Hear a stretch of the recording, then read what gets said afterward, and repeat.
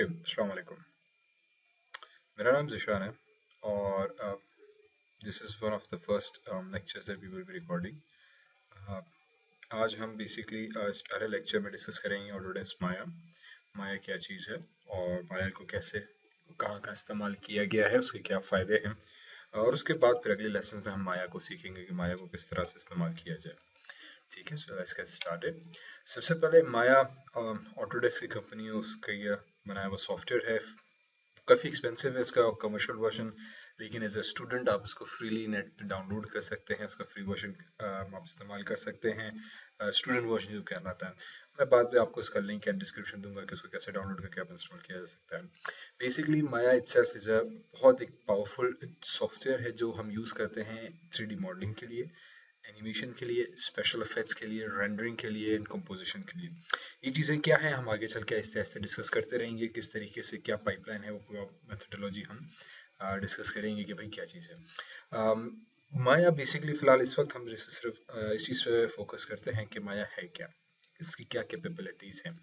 ठीक है, सबसे पहले माया आपने ऑलरेडी बहुत उसकी जो एप्लीकेशन है बहुत सारी मूवीज़ में देख चुके हैं। मूवीज़ लाइक हैरी पॉटर, उसमें जितने भी कैरेक्टर्स, उसके बैकग्राउंड सीन्स, जो उसमें अजीब अजीब सी आपको ग्राफिक्स और स्पेशल इफेक्ट्स नज़र आए हैं, वो सब माया के थ्रू बनाया गया है। मूवीज़ लाइक रियल स्टील जहाँ पर रोबोट्स बॉक्सिंग कर रहे हैं, वो रोबोट्स माया के थ्रू बनाए हुए हैं।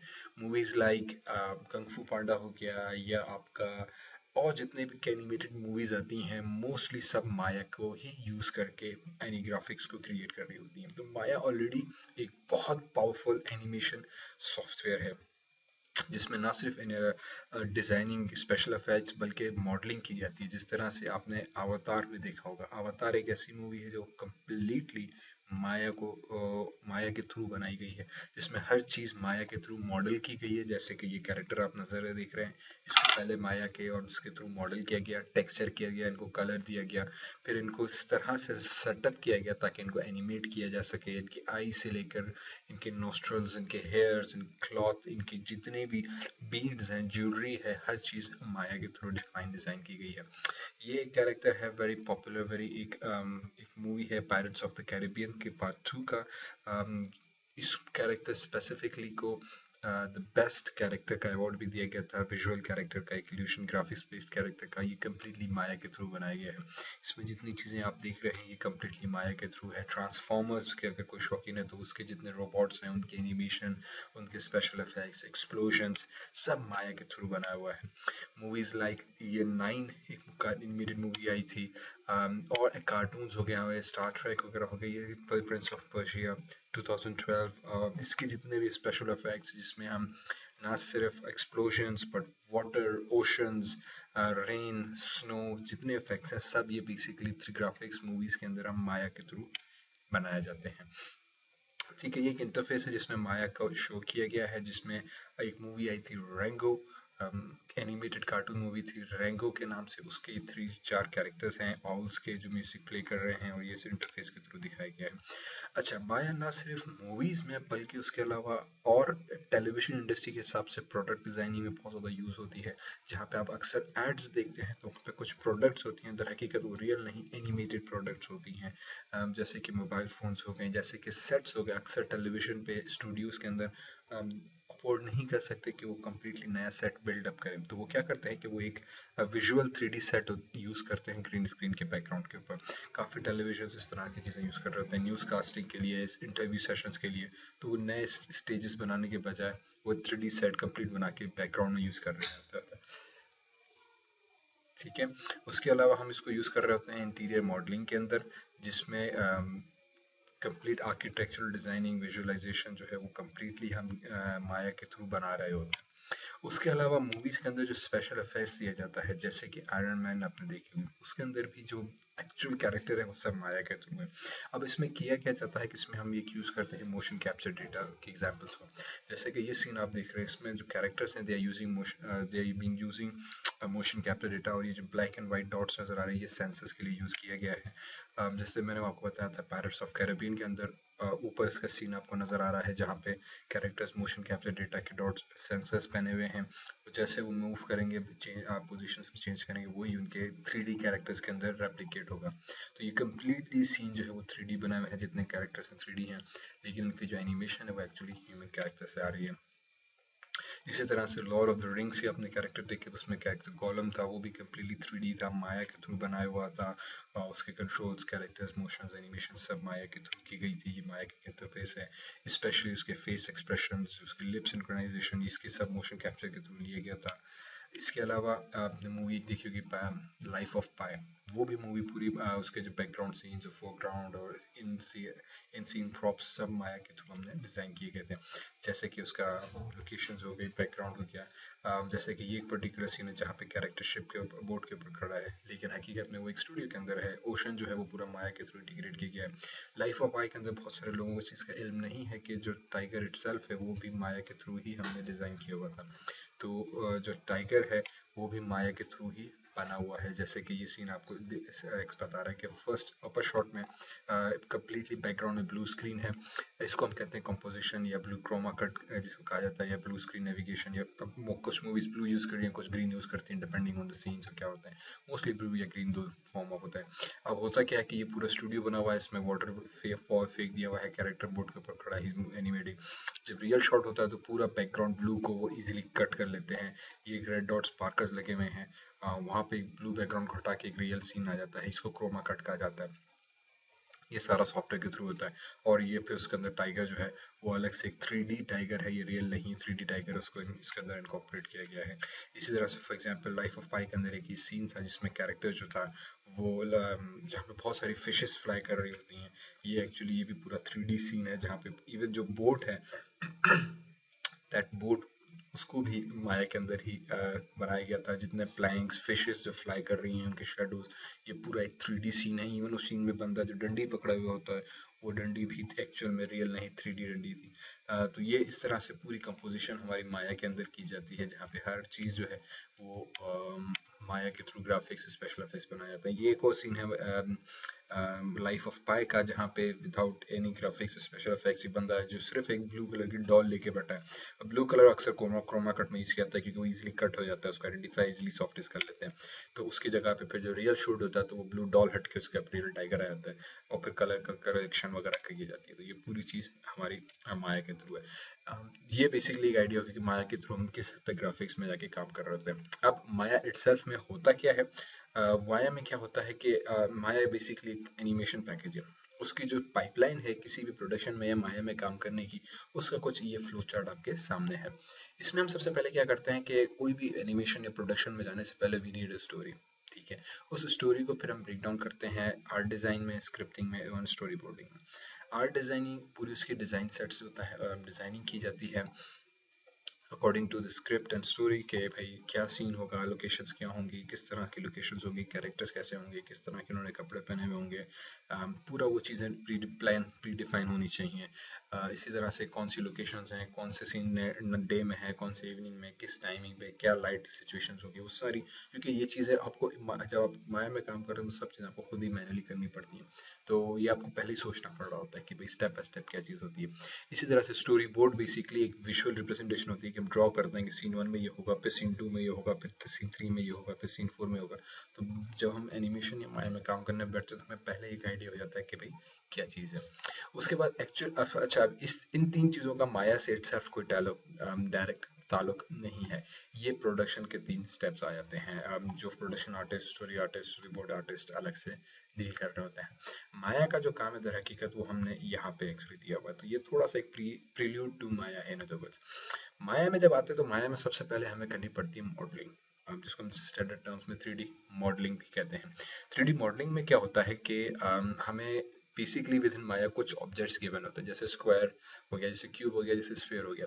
मॉडलिंग हम कहते हैं जब हम उस क्यूब को कन्वर्ट करते हैं एक ह्यूमन कैरेक्टर के अंदर। ठीक है, जिस तरह से मिट्टी के ढेर को उठा के मोल्ड करके एक स्कल्पचर बनाया जाता है, उसी तरह से मॉडलिंग भी की जाती है, लेकिन हम वो कंप्यूटर के अंदर करते हैं। उसमें कोई भी एक शेप प्री डिफाइंड उठा के, जैसे स्क्वायर हो गया, उस क्यूब को हम कन्वर्ट कर सकते हैं बिल्डिंग के अंदर। उस क्यूब के जरिए हम एक कार बना सकते हैं, उसी क्यूब के जरिए हम ह्यूमन कैरेक्टर बना सकते हैं या कोई भी एलियन कैरेक्टर, या जो हम सोच सकते हैं वो हम उसको मॉडल करके उसको कन्वर्ट किया जा सकता है। तो ये जो प्रोसेस है जहाँ पे आप किसी क्यूब को या किसी भी बेसिक शेप को उठा के किसी दूसरी कंप्लीट शेप में तब्दील कर दें, उसको मॉडलिंग कहा जाता है। वो मॉडल करने के बाद आता है टेक्सचरिंग एंड शेडिंग का फेज। टेक्सचरिंग और शेडिंग फेज में क्या होता है माया के अंदर कि उस ऑब्जेक्ट को जब हम जिसको हमने अभी अभी मॉडल किया है उसको हम डेफिनेशन देते हैं कि आया ये स्टील है, आया ये वुड है, आया ये एक प्लास्टिक का मटेरियल है, सैंड है, क्या है, किस तरह का टेक्सचर है, उस पर लाइट कितनी पड़नी चाहिए, उसका कलर कंपोजिशन क्या होना चाहिए, उस पर मुख्तलिफ किस्म की जो टेक्सचर्स होते हैं वो कैसे होने चाहिए, अगर क्लॉथ है तो किस तरह का क्लॉथ है, सिल्क है, कॉटन है, तो ये सब चीज़ें हम उसको वो जो एक आइडेंटिफिकेशन है वो हम इस टेक्सचरिंग फेज के अंदर और शेडिंग फेज के अंदर देते हैं। फिर आता है animation setup, character rigging. Animation setup के अंदर हम पूरा सेटअप करते हैं अपने सीन्स को। फिर कैरेक्टर रिगिंग करते हैं। कैरेक्टर रिगिंग क्या होता है कि बेसिकली जिस तरह से एक इंसान को चलने के लिए, मूव करने के लिए बोन्स की जरूरत होती है, हमारा गोश्त मूव नहीं होता है, हकीकत हमारी बॉडी के अंदर हमारी बोन्स मूव होती हैं जो कनेक्टेड होती हैं गोश्त के साथ, और हमारी बॉडी मूव होती है। तो जब हम मॉडल करते हैं तो बेसिकली आप उसको इस तरह से सोचें कि वो एक एक्सटीरियर बॉडी का पार्ट है, ठीक है, जैसे स्किन हो गई। जब हम कैरेक्टर रिग करते हैं तो रिगिंग का मतलब ये कि उसके अंदर हमें बोन्स ऐड करनी है और फिर उन बोन्स को कंट्रोल करने के मैकेनिज्म को क्रिएट करना है। ये एक प्रोसेस होता है जिसको हम कहते हैं कैरेक्टर रिगिंग। इस चीज़ को डिटेल्स में जब हम कैरेक्टर रिगिंग के पार्ट पर पहुंचेंगे तब डिस्कस किया जाएगा कि कैसे की जाती है, क्या होती है। लेकिन सिंपली स्पीकिंग कैरेक्टर रिगिंग हम इसको कहते हैं कि भाई हम अपने कैरेक्टर को चलने के काबिल बनाएं, एनिमेट करने के काबिल बनाएं, या इस तरीके की उसमें कंट्रोल्स दें कि हम उसको आराम से मूव कर सकें। फिर ऑप्शनल पार्ट आता है पार्टिकल एंड एफेक्ट्स, एफेक्ट्स और विजुअल इफेक्ट्स। यहाँ पे फिर वो एक्सप्लोजन, स्मोक हो गई, फायर हो गया, रेन हो गया, स्नो हो गया, इस तरह के एक्सप्लोजन इफेक्ट्स या जितने भी स्पेशल इफेक्ट्स हैं वो किए जाते हैं। बिल्डिंग्स एक्सप्लोड होना, उसके जो पार्टिकल्स, उसके शटर होना, उसके पीसेस निकलना, खिड़की का टूटना, गाड़ी के टुकड़े उड़ना, ये सारे जो स्पेशल इफेक्ट्स हैं वो किए जाते हैं।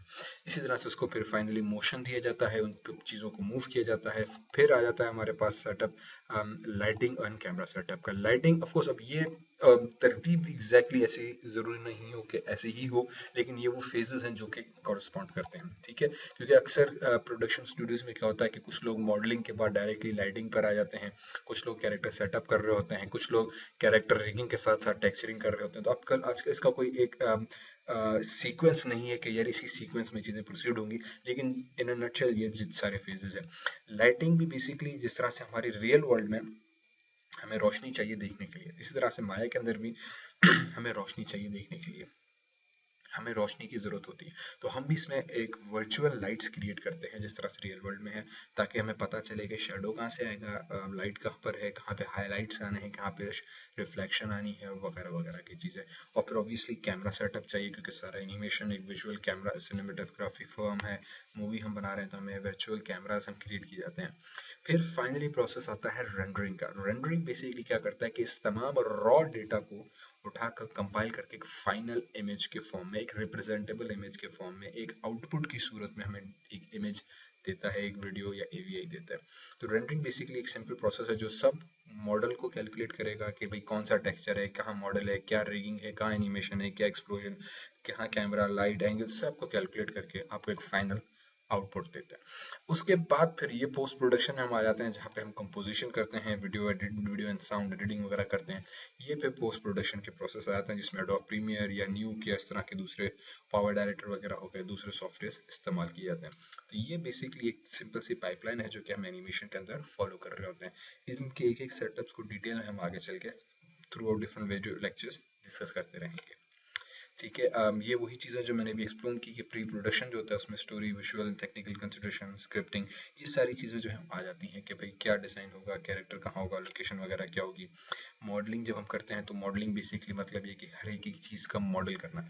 जैसे कि ये आपको वीडियो नज़र आ जो क्लिप नज़र आ रहा है इसमें लॉर्ड ऑफ द रिंग का कैरेक्टर है ओलिफेंट, उसका एक मॉडल। तो ये पूरा कैरेक्टर भी मॉडल किया गया है माया के अंदर।